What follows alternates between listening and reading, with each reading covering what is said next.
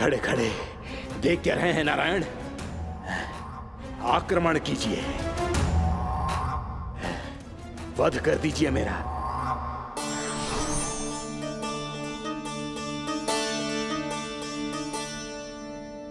मैं तुम्हारी वीरता से प्रभावित हूं, इसीलिए इतनी थकान की स्थिति में मैं तुम जैसे वीर पर आक्रमण नहीं करूंगा।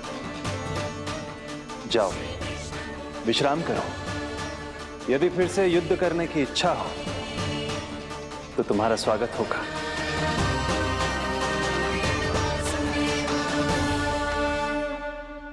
जे कह के श्री नारायण बद्रिका आश्रम चले गए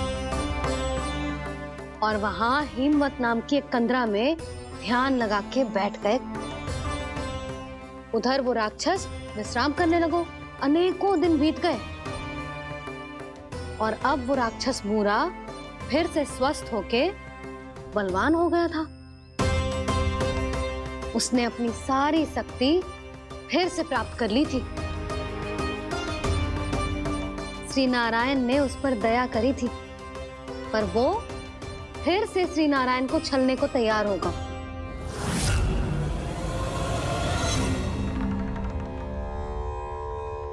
ध्यान में बैठे बैठे श्री नारायण योग निद्रा में चले गए, पर दुष्ट मूरा इसी अवसर का लाभ उठा के उनकी कंदरा में घुस आयो ताकि वो सोते हुए श्री नारायण पे आक्रमण कर सके।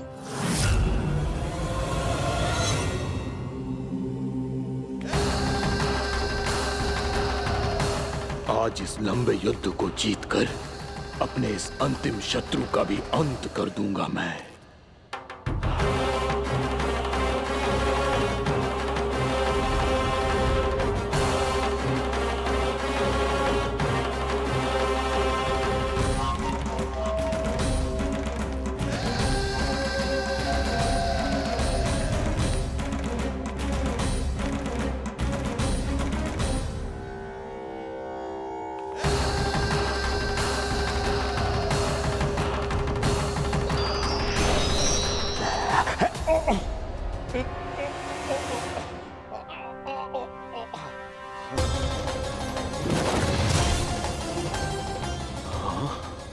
दुष्ट राक्षस, प्रभु ने तुझ पर दया की, तुझे संभलने का अवसर दिया। तू इन्हीं पर ही छल से वार करने चला है।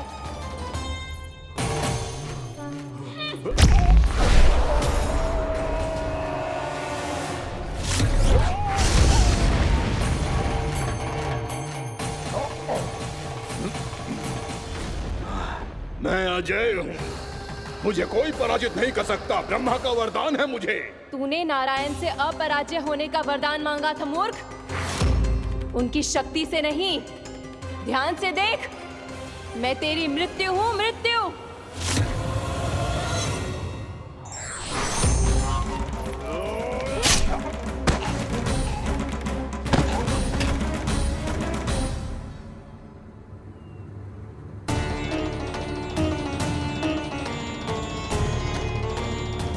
देवी कौन थी छोटी माँ? और कौन बलराम, वो ही तो थी देवी एकादशी।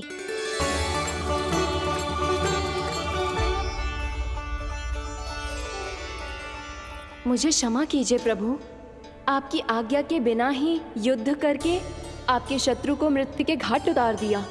क्षमा नहीं, आपकी तो प्रशंसा होनी चाहिए देवी। असुर राज को मारकर आपने सभी देवताओं को मुक्त करवाया है। इस पापी के अहंकार से तीनों लोकों की रक्षा की है आपने। आप एकादशी की तिथि पर मेरी एकादश इंद्रियों से उत्पन्न हुई हैं। इसीलिए मेरे सभी भक्त आपको उत्पन्न एकादशी के नाम से जानेंगे। सभी तिथियों में आपका स्थान सर्वश्रेष्ठ होगा। जिस तरह आपने राक्षस के आक्रमण से मेरी रक्षा की है, उसी प्रकार एकादशी के दिन व्रत करके जो भी भक्त आपकी कथा सुनेगा, मैं स्वयं उसकी रक्षा करूंगा। जो आपकी पूजा करेगा, उसे मेरी विशेष कृपा प्राप्त होगी और उसके साथ साथ उसे मिलेगा धन, सिद्धि और मोक्ष।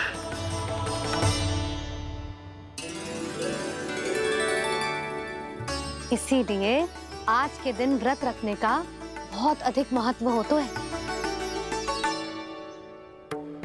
बोलो एकादशी मैया की जय। बोलो श्री नारायण भगवान की जय।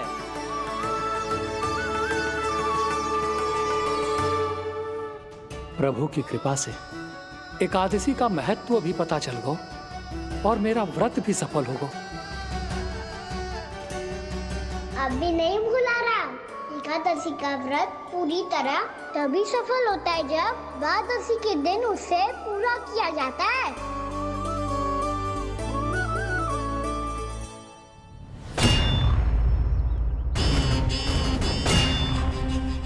आवश्यक है आपको यह आभास होना कि उस विष्णु अवतार को पराजित करने के लिए आपके साधारण योद्धाओं में वो सामर्थ्य नहीं है। वो विष्णु अवतार कुछ अधिक ही असाधारण है।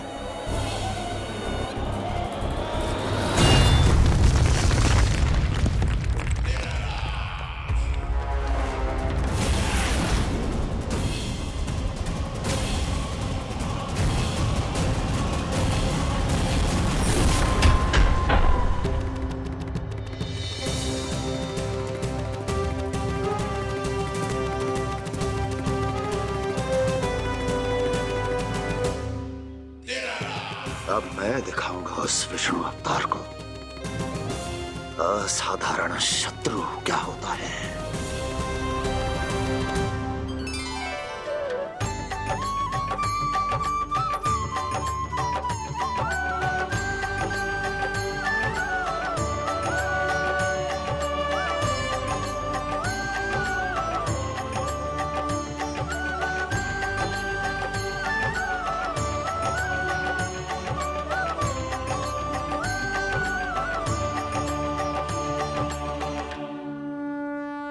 मामा अधीर हो रहे हैं, पर मैया ने मुझे अभी तक बाहर जाने की आज्ञा नहीं दी है। अभी उन्हें किसी और राक्षस को यहाँ भेजने से रोकने के लिए मुझे कुछ करना होगा।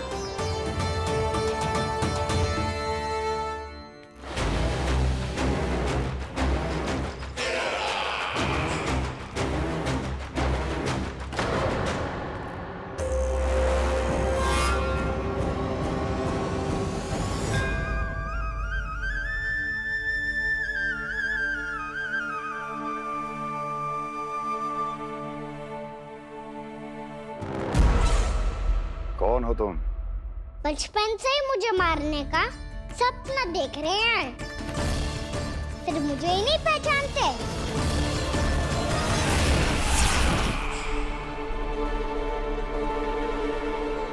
बचपन से विष्णु अवतार। कोई कान्हा बुलाता है तो कोई मुरलीधर पुकारता है, कोई माखन चोर कहता है, कोई कहता है चिच्चोर। पर विष्णु अवतार इस नाम से तो बस आप ही मुझे बुलाते हो मामा जी। इतना साहस, ये तो यहाँ आ गया है।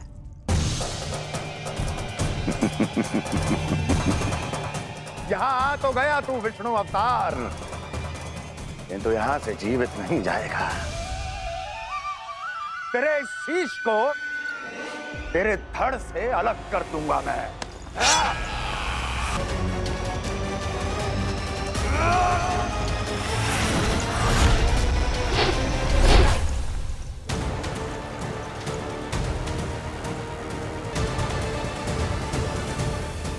कहाँ देख रहे हो मामा जी? मैं तैयार हूँ।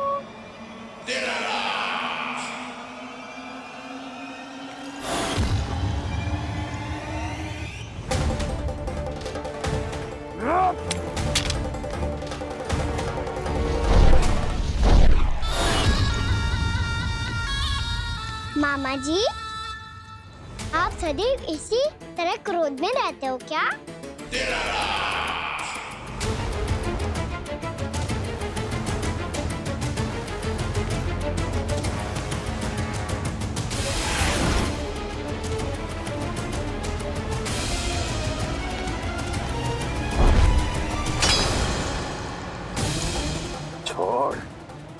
छोड़ मेरी तलवार को।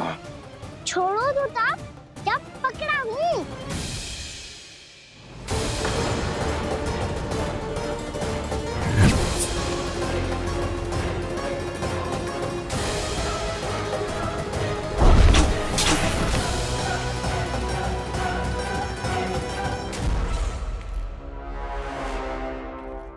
मामा जी,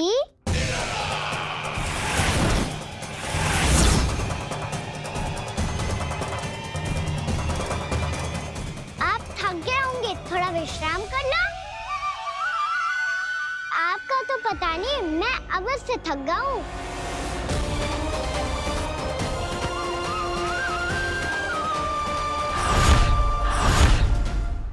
मेरे सिंहासन पर बैठने का तो साहस। अभी तो बस अभ्यास कर रहा था मामा जी। भविष्य में मुझे तो बैठना है यहाँ। आपने बल प्रयोग करके से अपने पिताजी से छीना था, मैं आपसे छीन लूंगा। जो छल और बल से लिया जाए वो अधिक समय तक टिकता नहीं है मामा जी।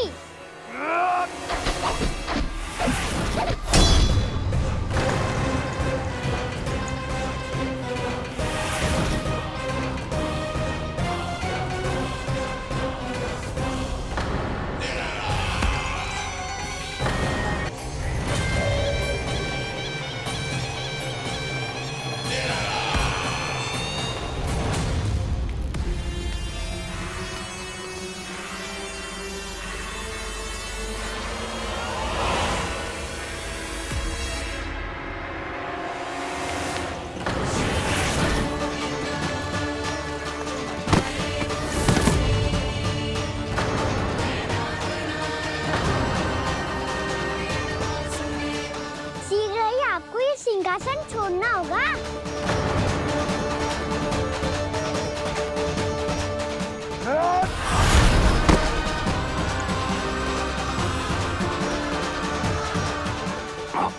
वो मेरा सिंहासन छीनना चाहता है। वो आ रहा है, वो आ रहा है। सैनिक, सैनिकों, सैनिकों! दुर्जन, बंद कर दो सभी द्वार और झरोखे, सबके सब। इसकी हर संभावना पर इतना कड़ा पहरा बिठा दो कि ना तो कोई महल के भीतर आ सके, ना तो बाहर जा सके। मुझे महल की चप्पे चप्पे की सूचना चाहिए। जाओ।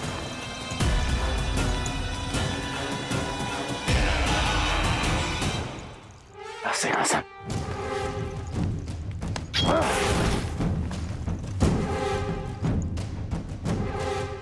अब आ, दुष्ट मायावी, ए छलिया विष्णु अवतार, मैं कंस तेरी प्रतीक्षा कर रहा हूँ। देखता हूँ मेरे सिंहासन पर कैसे बैठता है तू। मुझे तो बस कुछ समय चाहिए था, वो मिल गया। अब करते रहिए आप प्रतीक्षा।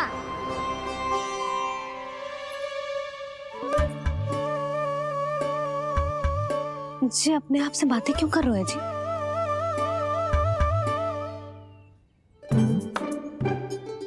आप मुस्कुरा क्यों रहे हो?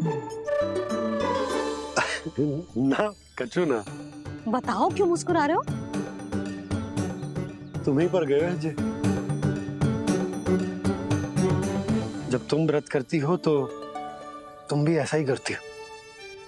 इसी प्रकार भूख अधिक लगने पर अपना ध्यान भटकाने के लिए स्वयं से ही बड़बड़ाती रहती। होगा। आपको तो बस मेरा उपहास उड़ाने के लिए बहाना चाहिए।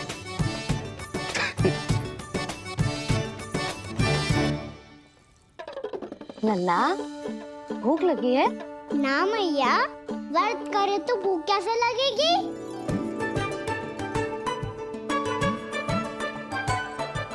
यदि लगी हो तो छोटे बालकों को थोड़ी बहुत भूल चूक क्षमा होती है।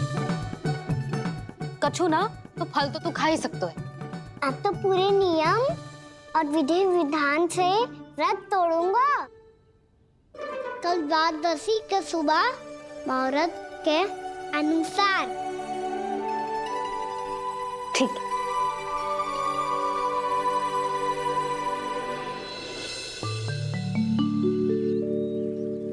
लल्ला, एकादशी समाप्त हो गई है, द्वादशी लग गई है। अब तू व्रत तोड़ सकते है, भोजन कर ले। ले।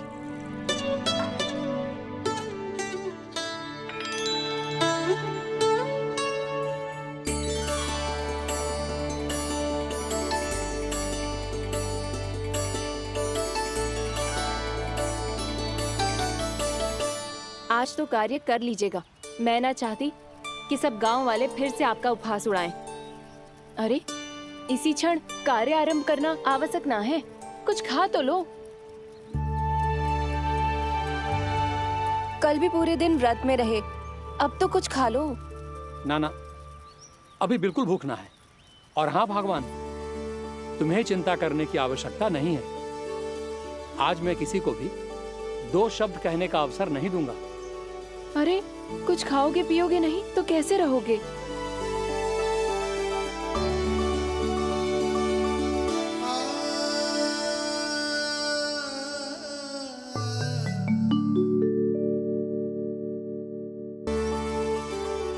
अरे, इसी क्षण कार्य आरंभ करना आवश्यक ना है। कुछ खा तो लो।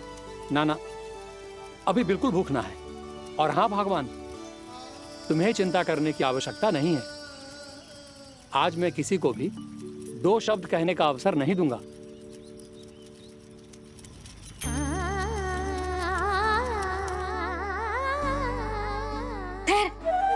मैं तेरे लिए मट्ठा लेके आती हूँ। व्रत के बाद पीने से पेट ठंडा रहता है।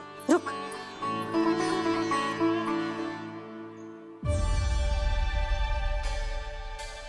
भक्तों ने अभी तक व्रत नहीं तोड़ा है, मैं कैसे तोड़ लूं?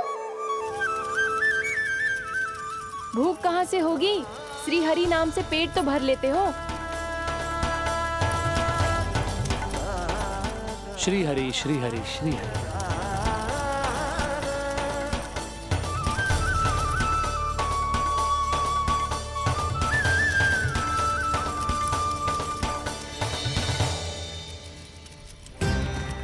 हरि हरि प्रभु हरि, हरि हरि प्रभु हरि, हरि हरि प्रभु हरि, हरि हरि प्रभु हरि। कल से अन्न का एक दाना ना गो है पेट में। अब क्या व्रत तुड़वाने भी आपके प्रभु ही आएंगे? अब क्या व्रत तुड़वाने भी आपके प्रभु ही आएंगे? मैया,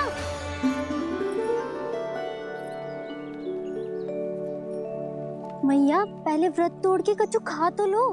अभी ना, लौट के आने के बाद। हाँ,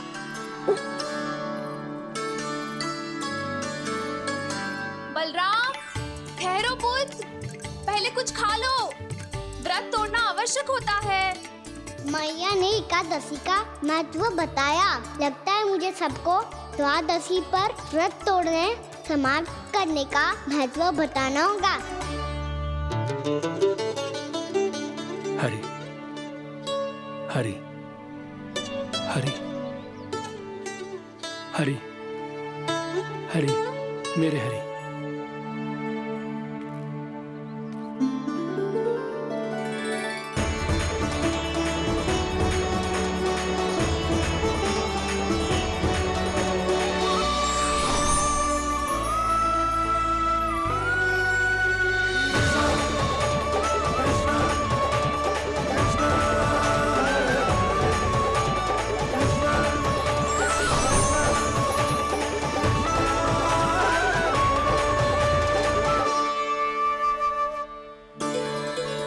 अभी अभी तो मैंने बच्चों की मां को वचन दिया था कि आज किसी को शिकायत करने का अवसर ना दूंगा, और अब मैं प्रभु श्री हरि की कल्पना जसोमती रानी के लल्ला में ही करने लगा।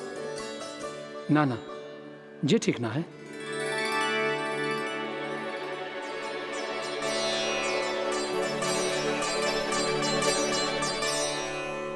ठीक है तो है, बिल्कुल सही पहचाना है आपने। बड़े तो बड़े, अब तो बालक भी हमारा उपहास उड़ाने लगे। मैं आपका उपवास नहीं उड़ाने आया, मैं तो आपके एकादशी के व्रत को पूरा कराने आया हूँ।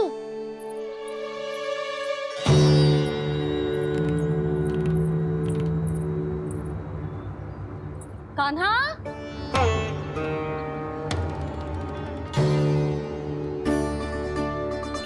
तो ये रे आपकी छड़ी और ये रे मेरी पीठ।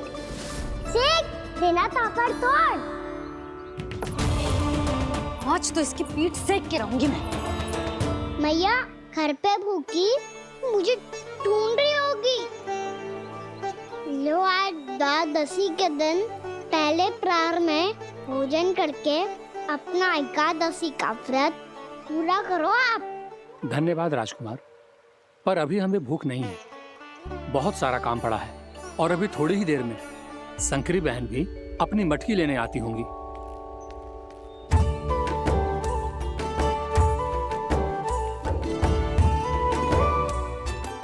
पर मैं आपका व्रत पूरा कराए बिना नहीं जा सकता।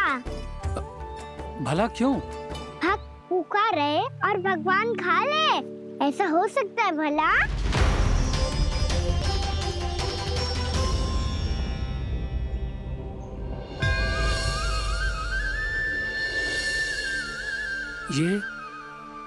ये कैसा भ्रम हो रहा है मुझे लगता है अपना काम करना चाहिए।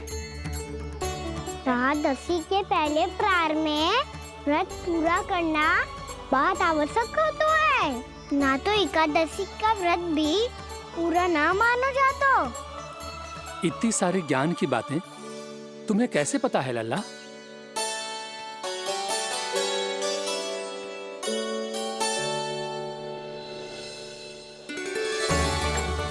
जैसे एकादशी की कथा होती है, वैसे द्वादशी की महिमा भी एक बहुत महत्वपूर्ण कथा है।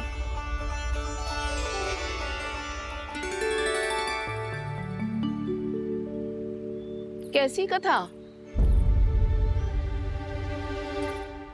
बिल्कुल सही समय पे आई हो आप, क्योंकि आपको ये कथा आपको अवश्य सुननी चाहिए।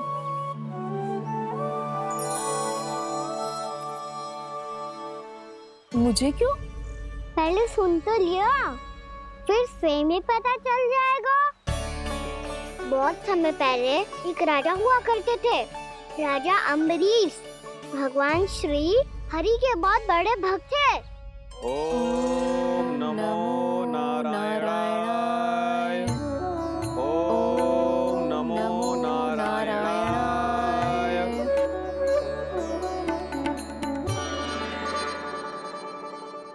नेक पुण्य के काम करते थे वो। अपनी पत्नी के साथ हरि का नाम जपते रहते थे।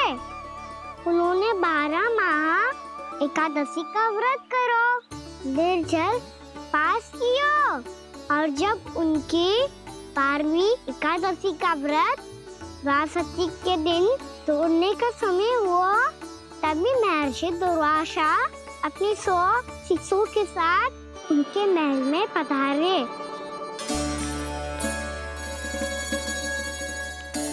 प्रणाम स्वीकार करें महर्षि। आप जैसे महान ऋषि मेरे राज्यसभा में आए, वो भी ऐसे अवसर पर जब मैं और मेरी पत्नी निरंतर 12 एकादशियों के बाद अंतिम एकादशी का व्रत तोड़ेंगे। इससे बड़े सौभाग्य की क्या बात हो सकती है हमारे लिए? आज आपके साथ साथ मेरा और मेरे शिष्यों का एकादशी व्रत भी पूरा होगा। संभव है प्रभु की इच्छा यही हो कि हम सब अपना व्रत एक साथ तोड़ें। ये तो अत्यधिक प्रसन्नता की बात है महर्षि। तो फिर ठीक है, हम सब यात्रा से थके हैं। व्रत तोड़ने से पहले हम स्नान करना चाहते हैं। जैसी आपकी इच्छा महर्षि। जब तक आप लोग लौटेंगे तब तक आपके सारे प्रबंध यहाँ हो चुके होंगे।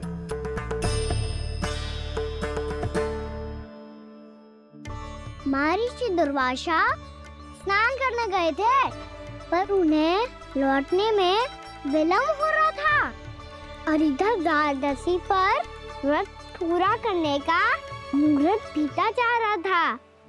महाराज अम्बरीश बड़ी दृढ़ता के साथ महर्षि दुर्वासा के लौटने की प्रतीक्षा कर रहे थे।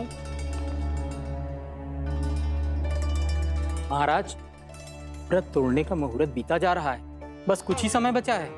महर्षि और उनके शिष्यों को लौटने में न जाने कितना समय लग जाएगा। मेरा सुझाव है कि आप मुहूर्त समाप्त होने से पहले व्रत अवश्य तोड़ लें। गुरुदेव, हमने महर्षि दुर्वासा को वचन दिया है कि जब तक वो लौटेंगे नहीं तब तक हम व्रत नहीं तोड़ेंगे। इसीलिए मैं उनके लौटने के बाद ही भोजन ग्रहण करूंगा। पर महाराज, मुहूर्त यदि बीत गया और समय रहते हो नहीं आए तो महाराज आपका व्रत पूरा नहीं होगा।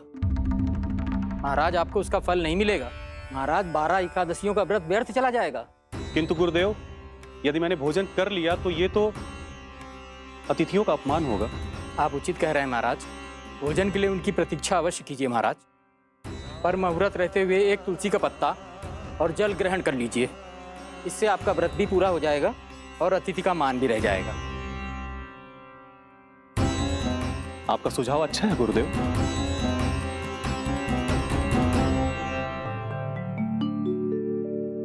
जैसे ही महाराज ने तुलसी का पत्ता खायो, वैसे ही महर्षि दुर्वासा लौट आए। महाराज,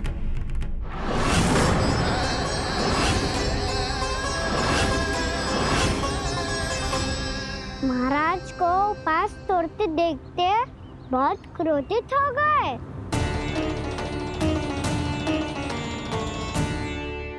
बहुत बड़े भक्त हैं आप, परंतु आप ये नहीं जानते अपने अतिथियों के साथ कैसा व्यवहार करना चाहिए। आपने हमें साथ भोजन करने का वचन दिया था, पर अपना व्रत क्यों तोड़ा आपने? महर्षि, मैंने भोजन नहीं ग्रहण किया। कहीं मुहूर्त न निकल जाए, इस कारण मैंने एक तुलसी का पत्ता ग्रहण कर लिया। 56 भोग खाया हो या एक पत्ता, अपना व्रत तोड़कर अतिथियों का अपमान किया है, मेरा अपमान किया है। अब आपको दंड भोगना होगा ताकि आप सीख पाएं कि अतिथियों के साथ कैसा व्यवहार होना चाहिए। महर्षि, आप जो भी दंड मुझे देंगे मुझे स्वीकार है, किंतु आप क्रोधित मत होइए। क्रोध का कारण आपने दिया है महाराज। एक महर्षि का अपमान करके राक्षसी प्रवृत्ति का परिचय दिया है आपने। इसीलिए अब एक राक्षसी आपको दंड देगी।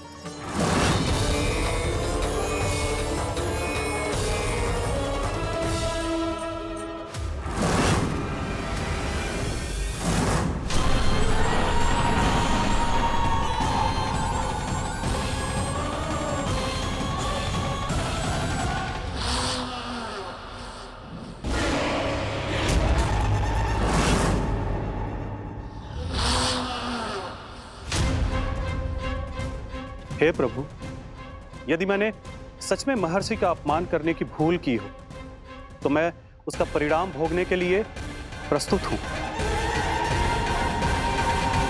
ओम नमो नारायणाय, ओम नमो नारायणाय नमः। महर्षि दुर्वासा को यह आभास ही नहीं था कि महाराज अम्बरीश ने उनका अपमान नहीं किया था। फिर भी उसे अपमान मान के वो श्री नारायण के भक्त पे संदेह कर रहे थे। मैंने भी तो भोला राम की भक्ति पे संदेह किया था। हे नारायण, ये क्या पाप हो गया मुझसे? संदेह किसी अपमान से कम ना हो तो, और भगवान सब सह सकते हैं, पर उनके प्रिय भक्तों का अपमान सहन ना कर सकते। इसीलिए उन्होंने हस्तक्षेप करने का निर्णय लिया।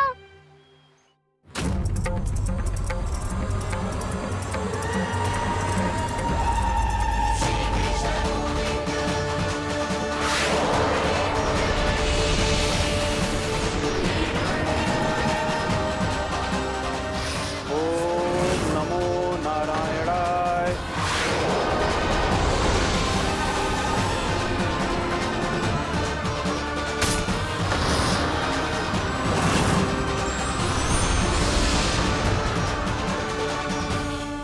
और फिर भगवान का वो सुदर्शन चक्र महर्षि दुर्वासा के पीछे पड़ गया। ये चक्र तो मेरी ओर बढ़ रहा है। ओम नमो नारायणाय। ये कैसे संभव हो सकता है? कोई रोको इसे, कोई रोको इसे।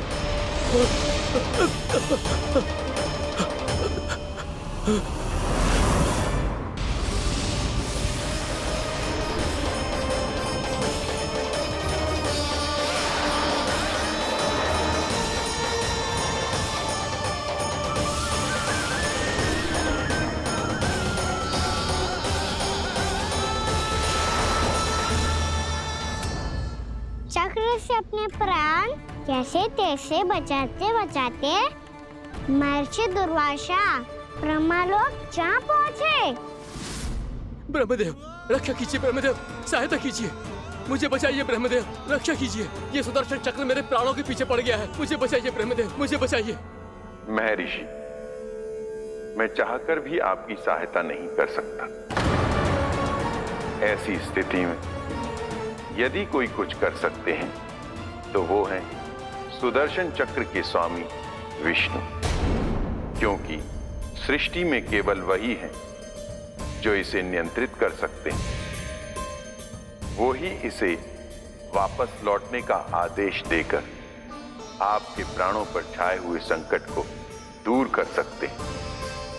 किंतु हां, मैं सुदर्शन चक्र से इतना अवश्य कहूंगा कि जब तक आप विष्णु लोक में पहुंच नहीं जाते, वो आपको किसी भी प्रकार की हानि ना पहुंचाए। आपका बहुत बहुत धन्यवाद, आपकी सदा ही जय हो।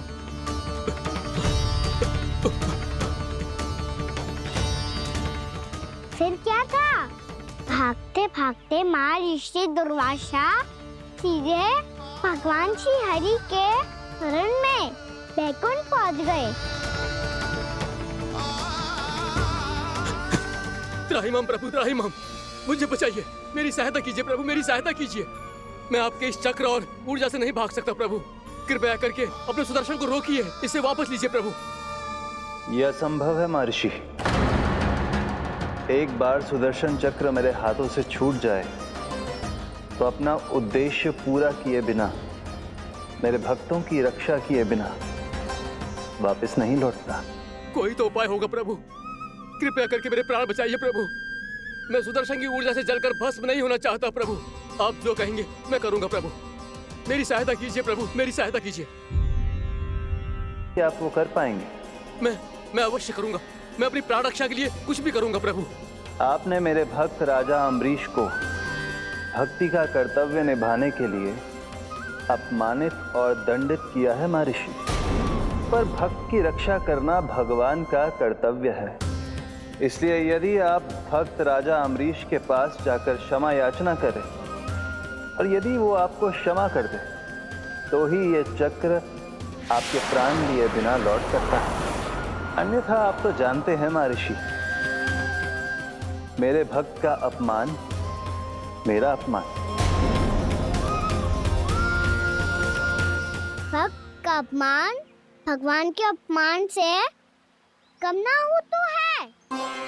महर्षि दुर्वासा को भी ये बात समझ आई और फिर उन्होंने महाराज अम्बरीश से क्षमा याचना की।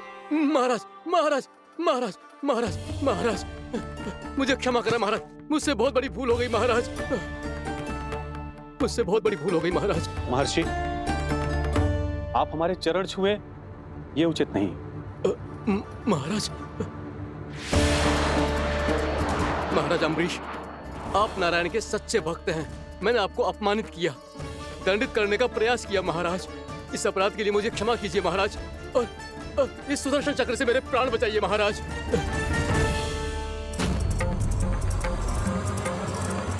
हे महान सुदर्शन, यदि महर्षि के लिए मेरे हृदय में अभी भी वही सम्मान और प्रेम हो जो इनके प्रथम आगमन पे था, तो कृपया आप अपने धाम वापस लौट जाइए।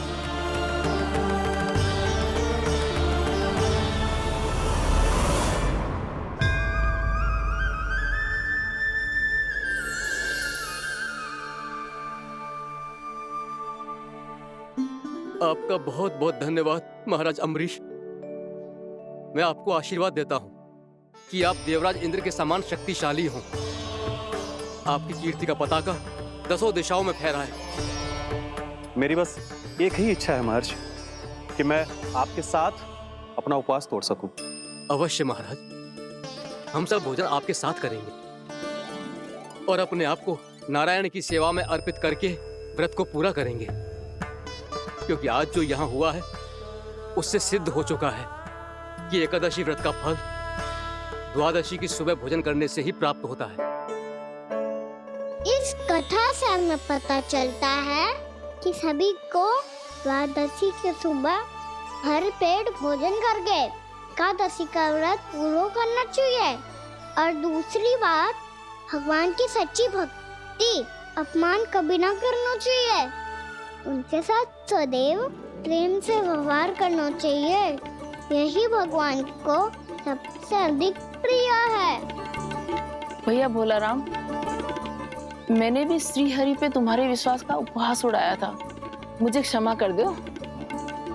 ना ना, आप क्षमा मांगकर मुझे लज्जित मत करो।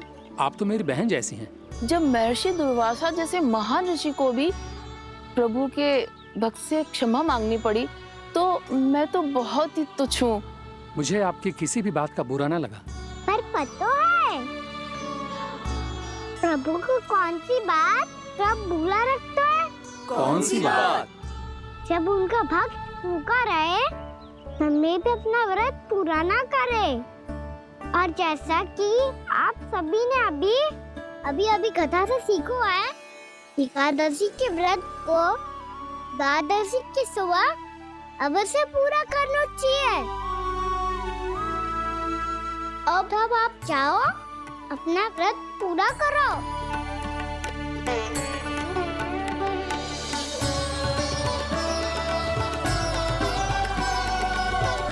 मैं आपके लिए जल लेके आती हूँ।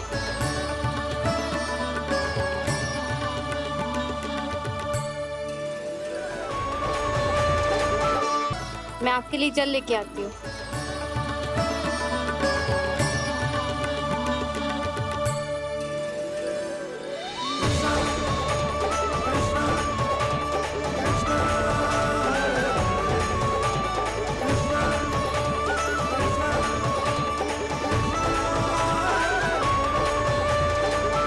लो खाओ।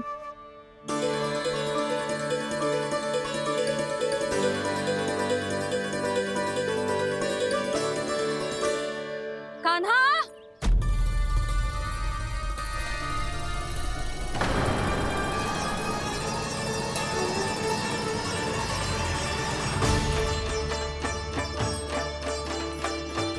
बोलो काका, सिगरेट छुपा लो मुझे, मैया आ रही है, बहुत क्रोध में लगती है।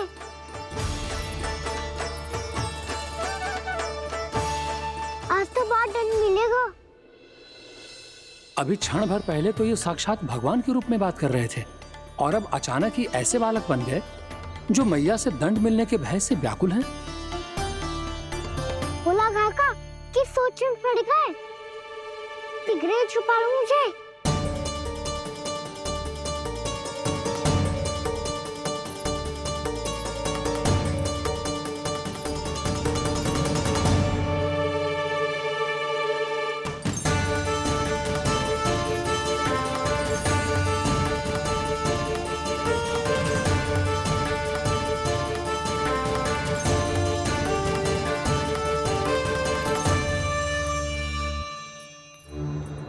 भोलानाथ जी, कान्हा को देखो है क्या?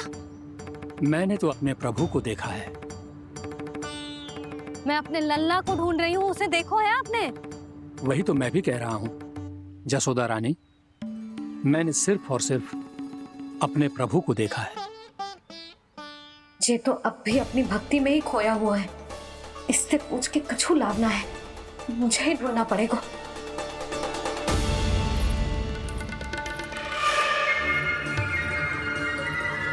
बच गए। शंकरी मौसी, कान्हा को देखो है क्या कहीं?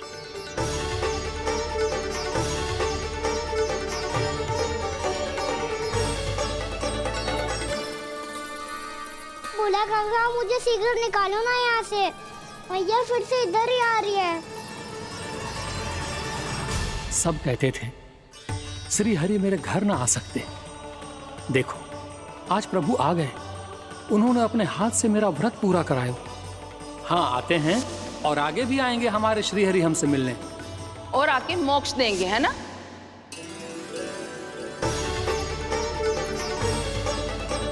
शीघ्र निकालो ना भोला काका, मैया आ रही है। मैं ना निकालूं? क्यों? मेरा अर्थ है मैं निकालूंगा, अवश्य निकालूंगा, पर तब तक नहीं निकालूंगा जब तक आप मेरी सारी बातें मान नहीं लेते हैं। कौन सी बात? प्रभु मुझे मोक्ष प्रदान कर दीजिए प्रभु। तथास्तु। ना ना ना ना प्रभु, मेरे साथ साथ मेरे परिवार को भी मोक्ष दे दीजिए। तथास्तु। अब तो निकाल दो, मैया देख लेंगी। ना प्रभु, मेरे परिवार के साथ मुझसे जुड़ी हुई हर वस्तु, जीव जंतु, प्राणी, गाय बैल भैंस, सभी को मोक्ष प्रदान कर दीजिए प्रभु। तथास्तु।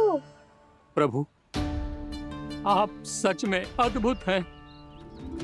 मैंने जो मांगा आपने बिना सोचे समझे सब प्रदान किया। मैं ही अपनी मांगे बढ़ाता रहा। प्रभु प्रभु मुझे क्षमा कर दीजिए। प्रभु मुझे क्षमा कर दीजिए।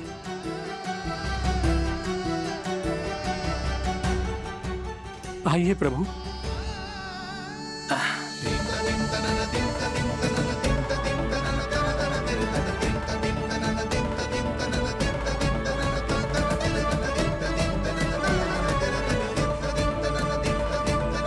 प्रभु आप तो प्रभु हो, हरि हो, भगवान हो। आप चाहते तो इस मटके से स्वयं निकलकर बाहर आ सकते थे, फिर मेरी आपने हर इच्छा क्यों पूरी की?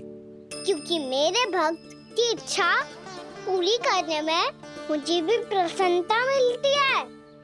ना तो मैं अपने भक्तों का अपमान सह सकता हूँ और ना ही उनकी इच्छा अधूरी रहने दे सकता हूँ।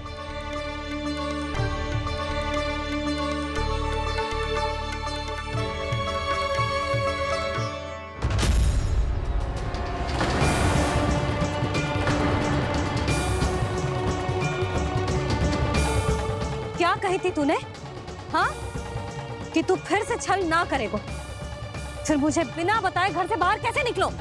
क्षमा करना मैया, पर जो आपने सिखाया था मैंने तो उसी का ही पालन करो है। फिर से चतुराई कर रहे हो है ना? हाँ? आप ही ने तो कही थी ना, यदि कछु करने से किसी को हानि ना पहुंचती हो या फिर किसी अच्छे कार्य में सहायता हो रही हो तो आज्ञा लेने की आवश्यकता ना होती। यदि तेरे कछु करने से किसी और की कोई हानि ना हो रही हो या किसी के अच्छे कार्य में सहायता हो रही हो तो मुझसे आज्ञा लेने की आवश्यकता ना है। तो किस अच्छे कार्य के लिए आया है यहाँ? एकादशी के सुबह एकादशी का व्रत खोल के भोजन करा जाता है। ये बात ना तो भोला काका को पता थी, ना शंकरी मासी को और ना ही किसी और को। और तुझे पता थी? हाँ, मेरी मैया ने बहुत अच्छे से सिखाया है मुझे। जैसे कल तूने एकादशी कथा सुनाई थी ना, आज वैसे ही तेरे लल्ला ने सबको द्वादशी कथा सुनाई है। सच्ची यशोदा रानी जी, इसने तो हमारी आंखें ही खोल दी। और भाभी सच तो ये है कि मुझे भी ना पता था कि ये इतना बड़ा ज्ञानी है और इतना अधिक समझदार।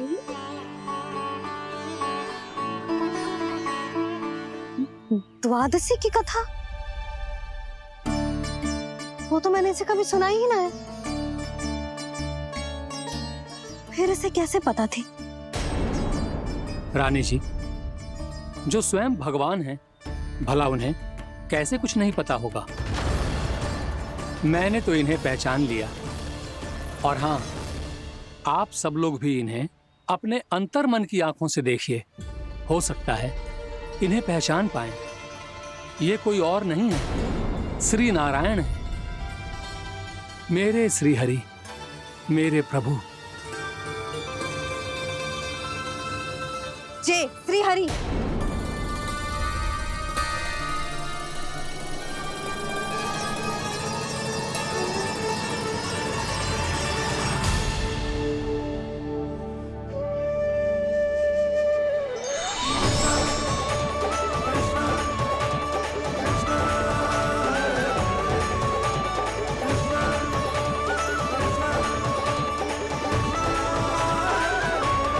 ये क्या कर दिया भोला?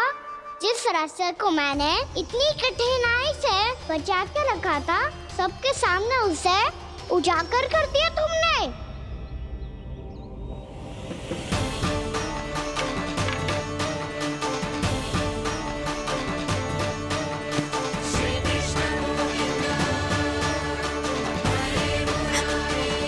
नारायण, नारायण, श्री नारायण।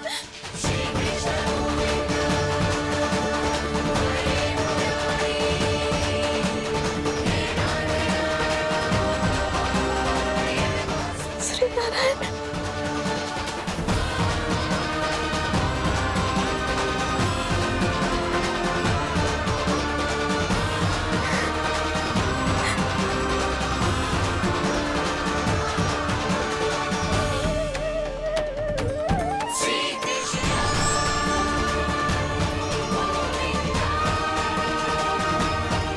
श्री नारायण प्रभु।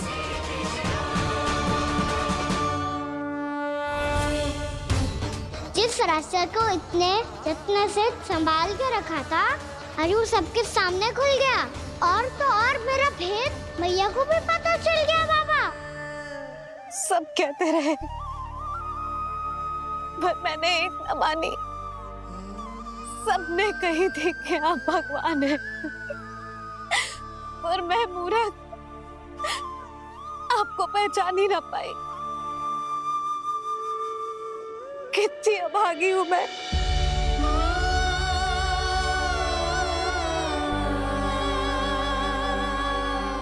जिस मुंह से मुझे आपकी महिमा गानी चाहिए थी, उसी मुंह से मैंने आपको डांटा है।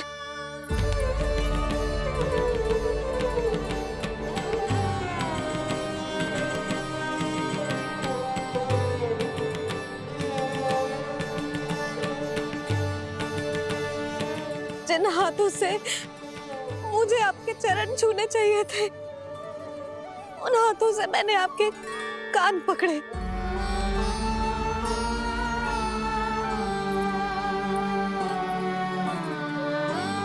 मुझे तो आपकी सेवा करनी चाहिए थी प्रभु, और मैंने आपको दंड दियो, आपको घर से बांध दियो।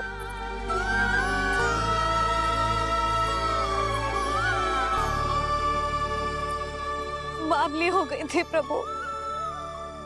अपने श्री नारायण को, अपने प्रभु को एक साधारण सा बालक समझ लियो मैंने। मैं आपके लिए भगवान नहीं हूँ मैया, साधारण बालक ही हूँ, बस आपका लल्ला। बुद्धि भ्रष्ट हो गई थी, भूल पर भूल करती चली गई। आज भी आपके पीछे पीछे छड़ी लेकर दौड़े चले आए।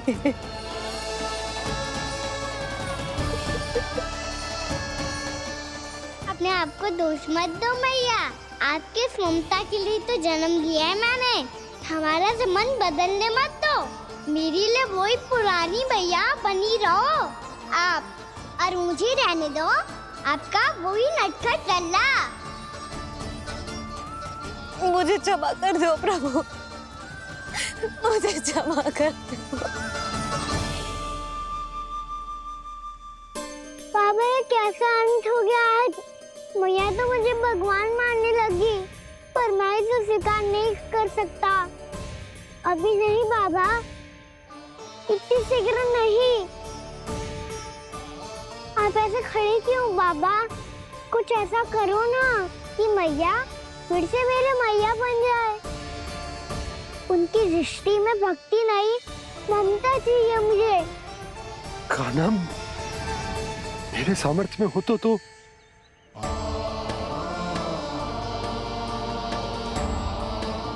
दाऊ, आप तो बड़े भाई हो, अपने छोटे भाई की सहायता करो ना, जिससे मैया सब कुछ भूल जाए। मैं क्या कर सकता हूँ कान्हा? कोई तो सहायता करो मेरी।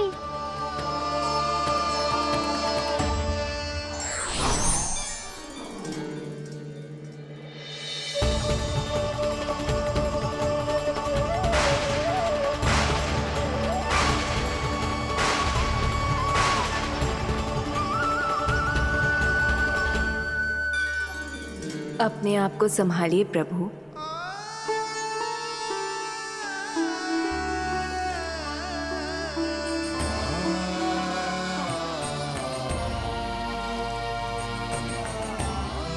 देखो ये क्या हो गया, भैया को सब पता चल गया। अभी तो मुझे मैया की ममता का शौक पूरी तरह मिला ही नहीं था। योग माया,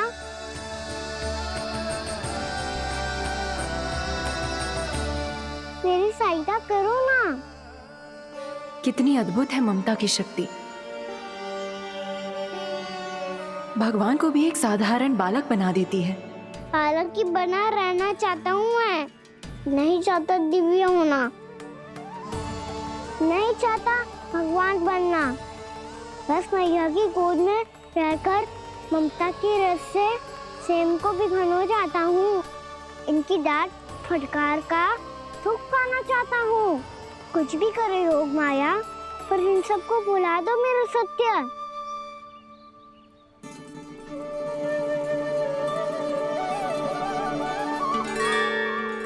पर इन्हें तो मोक्ष का वरदान मिल गया है प्रभु, इसलिए इनके लिए समय की गति को लौटा पाना संभव नहीं होगा। प्रभु, अब मुझे ये सब भूलने की कोई आवश्यकता नहीं है। मुझसे जो त्रुटि हुई है अब वो दोबारा कभी नहीं होगी, और आज के बाद आपका ये सत्य मैं किसी को नहीं बताऊंगा प्रभु, क्योंकि मुझे पता चल गया है कि आपका यशोमती मैया के लल्ला बने रहना कितना आवश्यक है।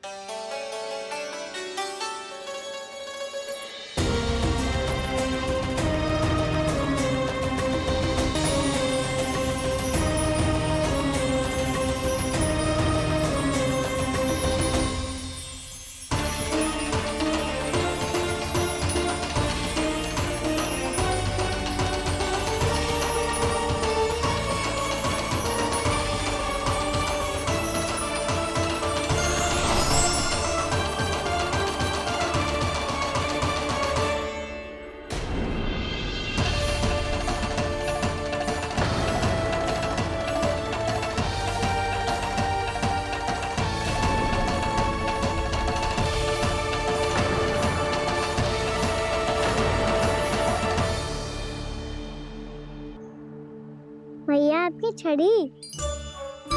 पहले चुपके से भाग जातो है, फिर स्वयं ही छड़ी में पकड़ा रोए हैं? नटखट कहीं का। हंसी आ रही है? अरे किस बात पे इतनी हंसी आ रही है रे? हाँ?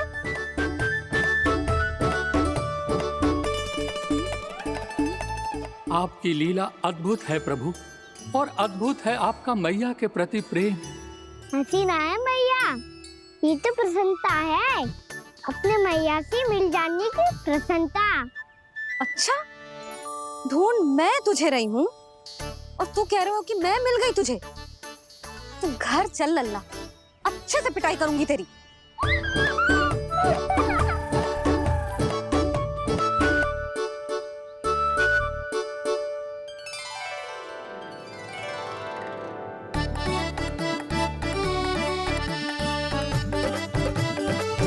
जब पिटाई से गाल लाल होंगे ना तेरे, तब तब हंसी बंद होगी तेरी। चल।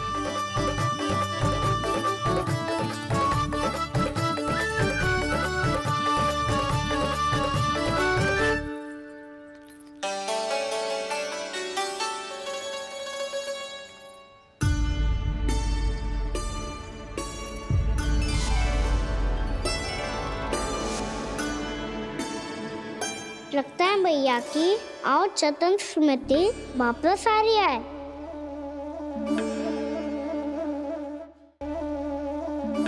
यशोदा, क्या होगो? ना कछु ना। आपको बताऊंगी तो और हंसेंगे मुझ पे। बोल दो, मैं उपवास ना उड़ाऊं, सच्ची। देखो देखो इसे कैसे हंस रहा है। मेरे हाथ में छड़ी है, मैया क्रोधित है, पर जे तनिक में बहना लग रहा है इसे। हाँ, हंसे जा रहा है।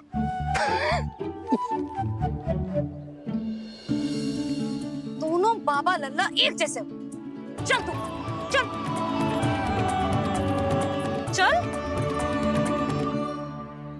दाऊ, आप तो बड़े भाई हो, अपने छोटे भाई की सहायता करो ना, जिससे मैया सब कुछ भूल जाए। सुबल, तू कछु खा क्यों ना रहो है? व्रत ही करना था तो बलराम के जैसे कल कर ले। तो कल तो एकादशी भी थी। खाना के बिना कछु करने का मेरा मन ही ना कर। तो बात तो सच्ची है, उसके बिना गोचारण भी ऐसा लगता है जैसे कितना भारी कार्य है, व्यवस्था में करना पड़ता है। सही कह रहे हो तुम दोनों। मैं तो गोपालक भी इसलिए बना था ताकि कान्हा के संग खेलने को मिल जाए। बलराम तो हमारा सगा काम और मुख्य अधिक है।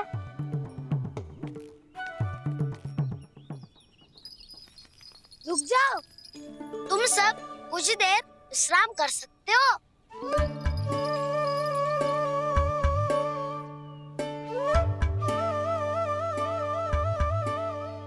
तू बोल। ना मैं ना बोलूंगा, तुम दोनों ही बोलो। और तुम सबका सखा पहले हूँ और टोली का मुखिया बाद में, इसलिए घबराने की आवश्यकता नहीं है। जो भी बात है बिना हिचक बता सकते हो मुझे। तो फिर कुछ ऐसा करो ना कि कान्हा फिर से हमारे साथ गोचारण करने के लिए आने लगे।